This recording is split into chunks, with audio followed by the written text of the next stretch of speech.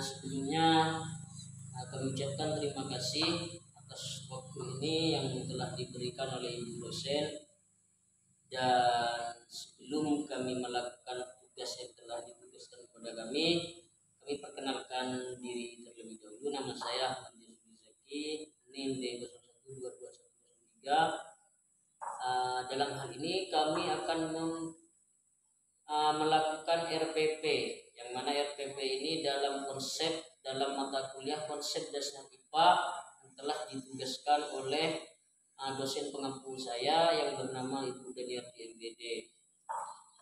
Di dalam RPP ini, konsep dasar IPA ini, ada beberapa poin yang ingin kami sampaikan. Kami urut dari poin A. Pertama yang ingin kami sampaikan terkait kompetensi inti. Kompetensi inti ini disingkat menjadi KI. KI 1 menerima, menjalankan dan menghargai ajaran agama yang dianutnya. KI 2 memiliki perilaku jujur, disiplin, tanggung jawab, santun, peduli, dan percaya diri dalam berinteraksi dengan keluarga, teman, guru, dan tetangganya. KI 3 memahami pengetahuan faktual dengan cara mengamati, mendengar, melihat, membaca, dan menanya berdasarkan rasa ingin tahu tentang dirinya, makhluk ciptaan Tuhan dan kegiatannya, dan benda-benda yang dijumpainya di rumah, sekolah, dan tempat bermain. KI 4 menyajikan pengetahuan faktual dalam bahasa yang jelas, sistematis, dan logis, dalam karya yang estetis, dalam gerakan yang mencerminkan anak sehat, dalam tindakan yang mencerminkan perilaku anak beriman dan berakhlak mulia. Poin B, kompetensi dasar dan indikator pencapaian kompetensi ialah menganalisis sistem pernafasan pada manusia dan memahami gangguan pada sistem pernafasan serta upaya menjaga kesehatan sistem pernafasan. Poin C, indikator. Ada 4 poin dalam indikator ini. Pertama, menjelaskan struktur dan fungsi sistem pernafasan manusia. Yang kedua, mendeskripsikan mekanisme pernafasan. Yang ketiga, menjelaskan gangguan yang terjadi pada sistem pernafasan. Yang keempat, menjelaskan tentang upaya yang dapat dilakukan untuk menjaga sistem pernafasan manusia. Lalu selanjutnya poin D, tujuan pembelajaran. Ada 4 yang kami telah konsepkan. Pertama, siswa dapat menjelaskan struktur dan fungsi sistem pernafasan manusia setelah melakukan kegiatan diskusi kelompok dan telaah literatur. Yang kedua, siswa dapat mendeskripsikan mekanisme pernafasan setelah melakukan kegiatan diskusi kelompok dan telaah literatur. Yang ketiga, siswa dapat menjelaskan gangguan yang terjadi pada sistem pernafasan setelah melakukan kegiatan diskusi kelompok dan telaah literatur. Siswa dapat menjelaskan tentang upaya yang dapat dilakukan untuk menjaga sistem pernafasan setelah melakukan kegiatan diskusi kelompok dan telaah literatur. Poin E, karakter siswa yang kami harapkan. Pertama, religius, nasionalis, mandiri, dan gotong royong. Materi pembelajaran, materi reguler. 1. Organ pernafasan beserta fungsinya. Bernafas merupakan proses memasukkan gas oksigen O2 ke dalam tubuh dan mengeluarkan karbon dioksida, gas sisa pembakaran, keluar tubuh manusia. Organ-organ yang berperan dalam sistem respirasi adalah sebagai berikut. Pertama, hidung. Rongga hidung merupakan organ pernafasan yang langsung berhubungan dengan udara. Pertama kali udara pernafasan masuk ke rongga hidung. Rongga hidung dilengkapi dengan bulu-bulu hidung, indera pembau, selaput lendir, dan bongkak. B.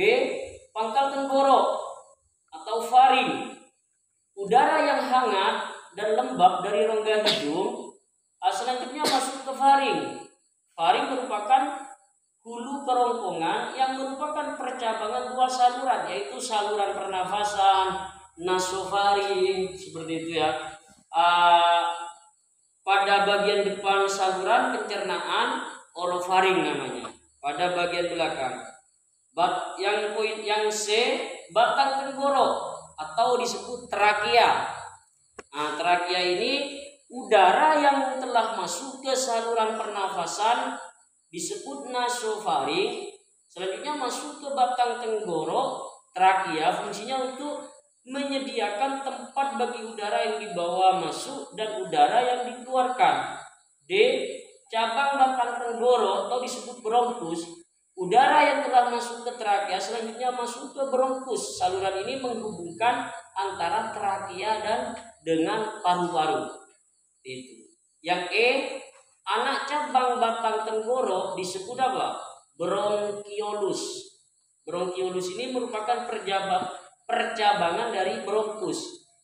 Paru-paru disebut pulmo. Selanjutnya udara pernapasan masuk ke dalam paru-paru. Pada paru-paru terdapat alveolus. Pada alveolus ini terjadi pertukaran. Disebut apa? Difusi antara oksigen dengan karbon dioksida. Dalam hal ini selanjutnya mekanisme pernafasan pada manusia. Pernafasan pada manusia ada dua jenis, yaitu pernafasan dada dan pernafasan perut. Pada pernafasan dada, otot yang berperan adalah otot interkostalis atau otot antar tulang rusuk. Sedangkan pada pernafasan perut, otot yang berperan adalah otot diafragma, seperti itu. Selanjutnya gangguan pada sistem pernafasan. Beberapa gangguan pernafasan yang dialami manusia antara lain asma, pneumonia, kekurangan oksigen, tuberkulosis atau kita singkat TBC, kanker paru-paru dan influenza. Selanjutnya pembelajaran remedial. Materi remedial sama dengan materi reguler. Pembelajaran pengayaan berdasarkan analisis hasil tes, siswa yang sudah memenuhi KKM diberi program pengayaan tentang materi flu burung dan penyakit SARS. Metode pembelajaran yang digunakan adalah pendekatan saintifik dan diskusi kelompok. Strategi pembelajaran yang akan kami terapkan ada 3 metode. Pertama metode ceramah, kedua tanya jawab, dan ketiga demonstrasi. Kegiatan pembelajaran ini kami sediakan 3 kolom. Kolom pertama ialah kegiatan, yang kedua deskripsi kegiatan, yang ketiga alokasi waktu. Pertama di dalam kegiatan ini pendahuluan. Di dalam pendahuluan ada 3 poin yang harus guru sampaikan. Pertama, guru melakukan persepsi dan motivasi dengan mengajak peserta didik untuk menarik nafas serta menghembuskan nafas. Yang kedua, guru bertanya kepada peserta didik melalui kegiatan bernafas yang telah kamu lakukan, dapatkah kamu memprediksikan organ apa saja yang berperan dalam sistem pernafasan tersebut? Poin ketiga, guru menyampaikan topik pembelajaran mengenai sistem pernafasan pada manusia. Dalam hal ini alokasi waktunya perkiraanlah 10 menit seperti itu. Selanjutnya poin kedua, kegiatan inti. Ada 4 poin dalam kegiatan inti ini. Pertama, secara individu peserta didik dibimbing melakukan kegiatan merasakan pernafasan. Melalui kegiatan ini diharapkan peserta didik dapat merasakan organ-organ yang berperan dalam sistem pernafasan. Kedua, siswa di bawah bimbingan guru merumuskan pengertian tentang pernafasan. Perumusan pengertian ini didasarkan pada aktivitas bernafas yang sebelumnya telah dilakukan. 3. Siswa di bawah bimbingan guru mendiskusikan organ penyusun sistem pernafasan beserta fungsinya. Pada kegiatan ini siswa juga mengaitkan konsep organ pernafasan dan fungsinya dengan proses perjalanan udara pernafasan. Yang keempat, guru membimbing peserta didik untuk menjawab pertanyaan terdapat pada kegiatan. Dalam hal ini membutuhkan waktu perkiraan 60 menit. Yang terakhir, dalam RPP konsep dasar IPA ini penutup.